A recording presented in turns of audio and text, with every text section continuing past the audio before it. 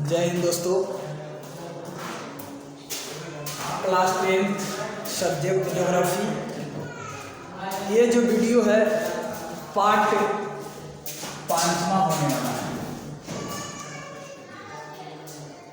पहला जो चैप्टर है, पहला पार्ट है संसाधन विकास एवं उपयोग।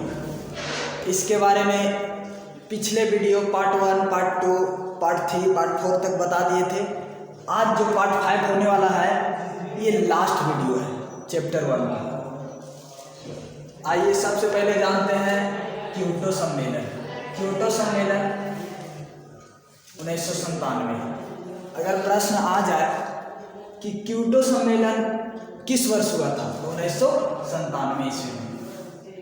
फिर प्रश्न आएगा, देखिए आगे, जापान के क्योटो शहर में दिसंबर 1997 में आयोजित यह सम्मेलन मुख्यतः भूमंडलीय तापन, भूमंडलीय तापन कहने का मतलब क्या, ग्लोबल वार्मिंग जिसको कहते हैं, पर केंद्रित था। इस सम्मेलन में 159 देशों ने भाग लिया। इस सम्मेलन ने विशिष्ट 6 देशों का भूमंडलीय तापन के लिए मुख्य रूप से जिम्मेदार घोषित किया गया। देखिए इससे प्रश्न क्या क्या रहेगा। सबसे पहला प्रश्न रहेगा क्योटो सम्मेलन कब हुआ तो 1997 ईस्वी। फिर दूसरा प्रश्न रहेगा कि क्योटो सम्मेलन किस शहर में हुआ, मतलब किस शहर में, तो कहाँ हुआ, जापान के क्योटो शहर में हुआ। क्योटो सम्मेलन में कितना देश भाग लिया था, 159 देश ने भाग लिया। आगे जानते हैं। अब देखिए है तृतीय पृथ्वी सम्मेलन, तृतीय पृथ्वी सम्मेलन 2002।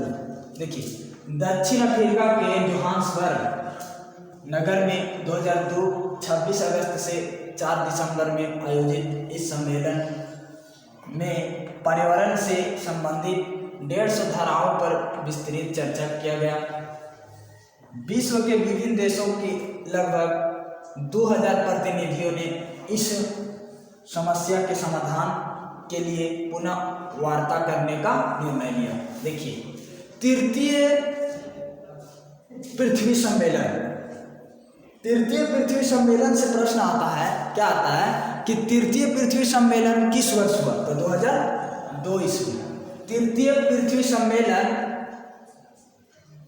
कहाँ हुआ तो जोहान्सबर्ग में। कहाँ हुआ, जोहान्सबर्ग में। फिर प्रश्न इससे आएगा कि तृतीय पृथ्वी सम्मेलन में लगभग कितना प्रतिनिधि भाग लिया था तो 2000 प्रतिनिधि भाग लिया था। अगला है कोपेनहेगन जलवायु परिवर्तन सम्मेलन 2009। देखिए डेनमार्क के कोपेनहेगन नगर में 2009 7 दिसंबर से 18 दिसंबर में 192 देशों ने के लगभग 15,000 से भी अधिक प्रतिनिधियों ने भाग लिया। कॉन्फ्रेंस ऑफ पार्टीज जिसको कहता है COP का यह 15वां सम्मेलन था। इसमें सभी देशों के पर्यावरण मंत्री सदस्य होते हैं।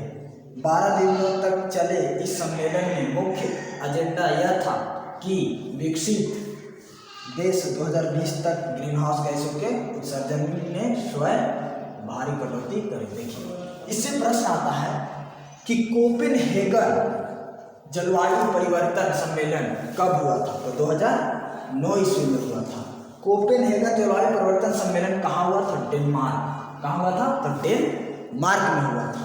फिर अगला प्रश्न रहता है कि कोपेनहेगन सम्मेलन में कितना प्रतिनिधि ने भाग लिया था तो 15,000 से भी अधिक। फिर इससे प्रश्न रहेगा कि कोपेनहेगन सम्मेलन में कितने दिनों तक यह सम्मेलन चला तो 12 दिन तक। कितना दिन तक, 12 दिन तक। कब से कब तक तो 7 दिसंबर से 18 दिसंबर तक। चलिए अब आगे जानते हैं। चलिए अब जानते हैं। देखिए भारत के पश्चिमी भाग में राजस्थान का रेगिस्तान, जो भारत का जो पश्चिमी वाला भाग है वहाँ राजस्थान का क्या है, रेगिस्तान है।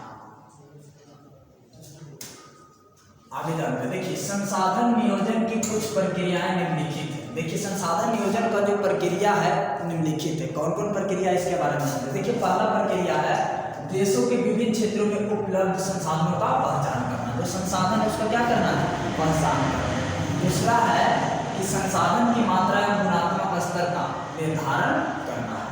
तीसरा है विकास की योजनाओं का चरणबद्ध रूप से तैयार करना।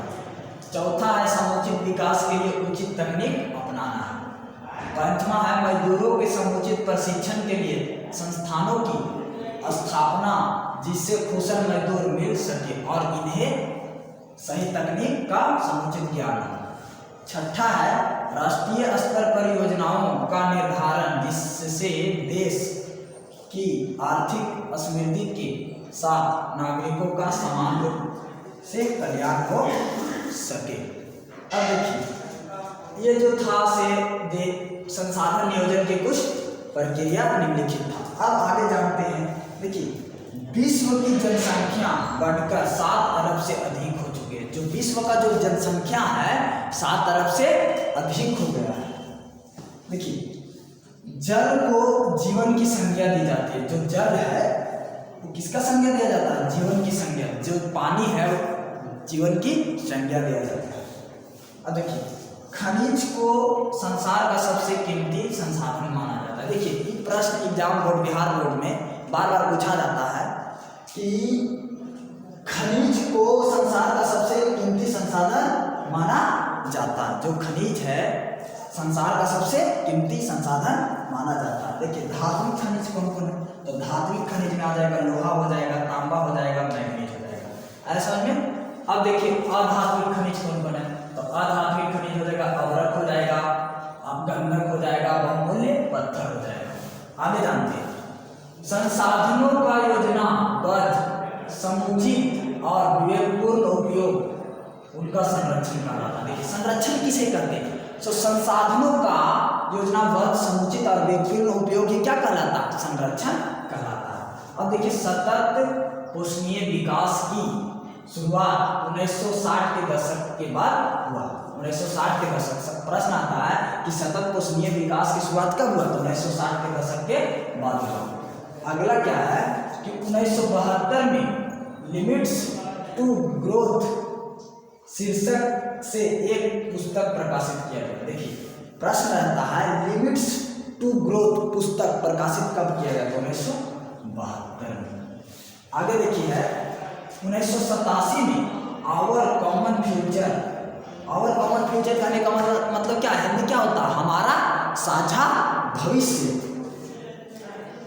शीर्षक से ब्रुट्सलैंड रिपोर्ट छपी। अब देखिए आगे है सतत पोषणीय विकास। सतत पोषणीय विकास के बारे में, सतत पोषणीय विकास है क्या। देखिए सतत पोषणीय विकास एक ऐसा विकास है जिसमें भविष्य में आने वाली पीढ़ियों की आवश्यकता की पूर्ति को बिना प्रभावित किए वर्तमान पीढ़ियों अपनी आवश्यकता की पूर्ति करें। देखिए ये जो क्लास 10 का जो सब्जेक्ट ज्योग्राफी था और ये जो लास्ट वीडियो था ये क्या हो गया, ड्राइंग हो गया, तो समाप्त हो गया, पहला चैप्टर समाप्त हो गया। तो आप लोग को ये वीडियो अगर अच्छा लगा तो प्लीज़ अपने दोस्तों के साथ शेयर करिएगा और इस चैनल को आप लोग सब्सक्राइब करिए। Thanks for watching.